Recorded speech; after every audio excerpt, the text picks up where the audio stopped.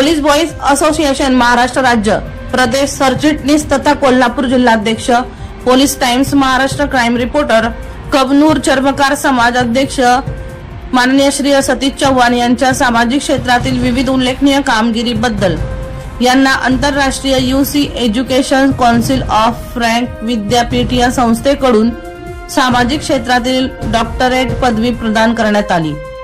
हा सोहळा रविवारी दिनांक 28/4/2024 रोजी गोवा येथे हॉटेल फ्लोरा ग्रँड या ठिकाणी संपन्न झाला।